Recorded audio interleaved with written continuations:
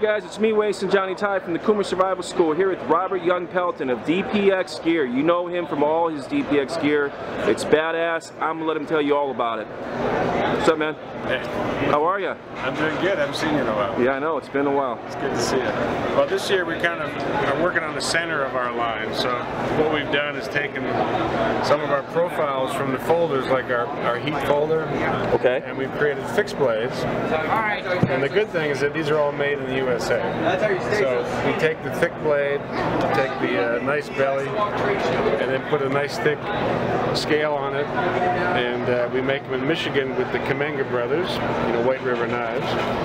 And they specialize in some of the most beautiful materials for blades. So you've got everything from kind of crazy micarta, you got G10, they actually cut this tree down. That's what Lisa was saying, yeah.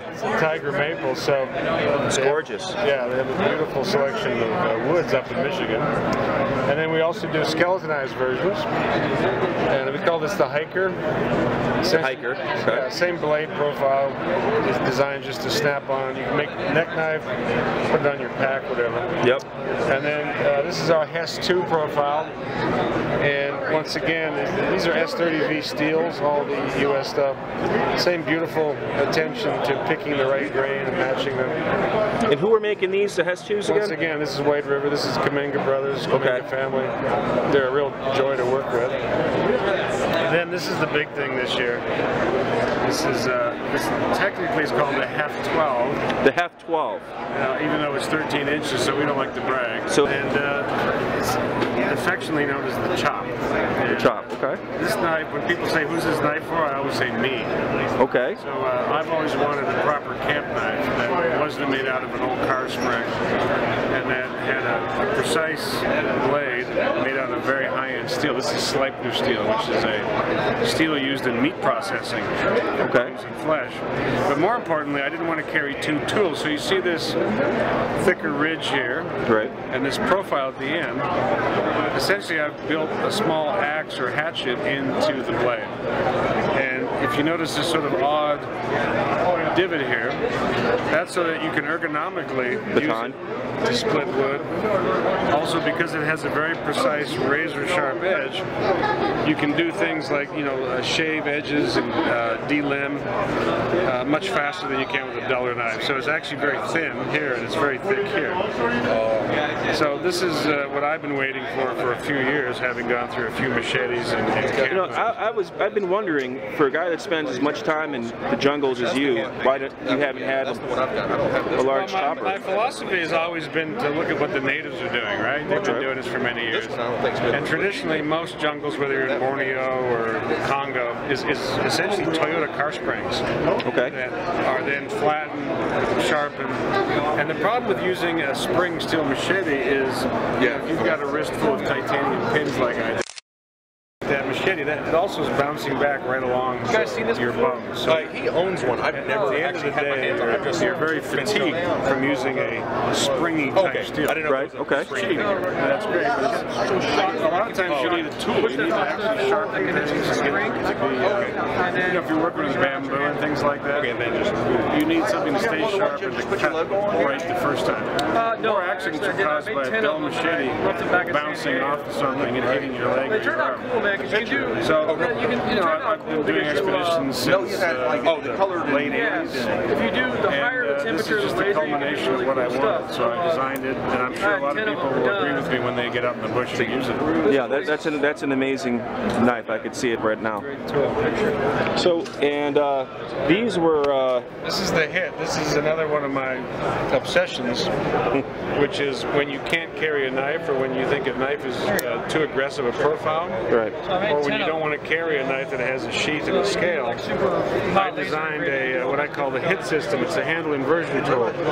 So attached to your belt or your pack, that's not going to come over. Or your keys. Anything you want. And then you push this forward, and the cam pushes that back, and now you've got a knife where your finger's in the middle, so you've got control over it, but your other hand's free, and you have perfect directional stability. Show me that action again. You did it all with one hand, right? Yeah, you can. I mean, my hand's all smashed up. But the point is, that the best knife to use is the one you actually have. Right. So if you can carry a knife, you can use it. So you see how thick that is? That's S30V steel. Okay. So it's got kind of an odd shape. It's very cool shape. Yeah. It's essentially the most basic elements of a cutter, right? These are prototypes. Yep. So if you need a hammer on something, you've got enough thickness. And if you need to shave in the morning, you've got enough cutting strength with the S30V. And then we also, just so you have the fixed blades first, we end up making these aftermarket. So this is a working prototype, but this is the full-size configuration. So once again, if you do a lot of hunting and skinning, you know it gets very messy and greasy and slimy. Yeah. So same idea here, where your finger's inside. You're not going to lose that knife. And you've got great directional control. And if this gets all covered with crap and muck, you just wash it off in a river.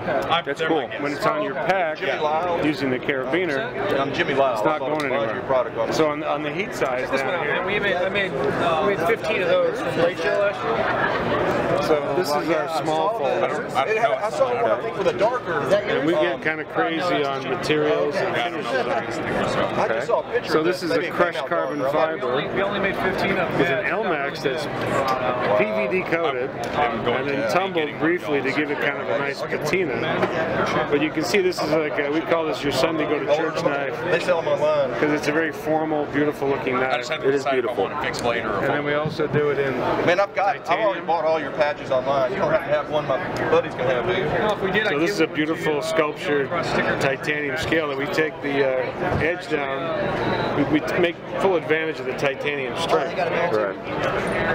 It takes a long time to machine titanium. You have to move very slowly. But it's also got a very soft grip. And that'll actually polish up in your pocket and develop a patina. And that's got a Nylox blade. Put it over here. I like that a lot.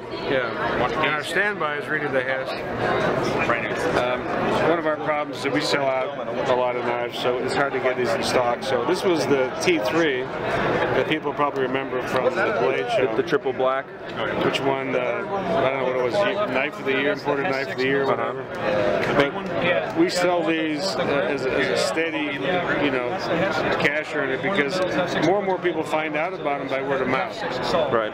We don't do a lot of marketing or advertising, but once people pick it up and they play with it, they realize that a lot of thinking has gone into the knife. And a lot of people don't know that our knives are used for self-defense in both non-lethal form, in which what we call the glass breaker, which is really a pain deliverer, can be kept in your palm and ergonomically comfortable.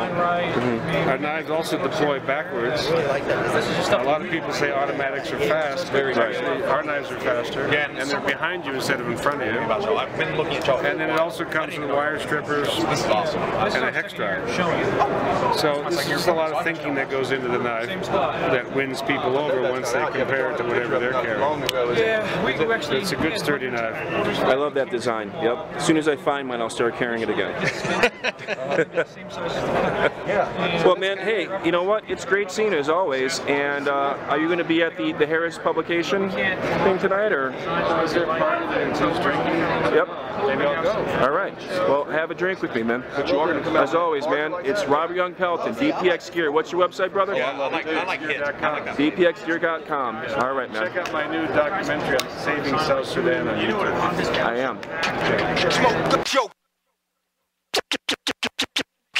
Word up. The joke. Straight coming from lovers next. The joke. You know what I'm saying? Roasting the whole joint. The joke. Style.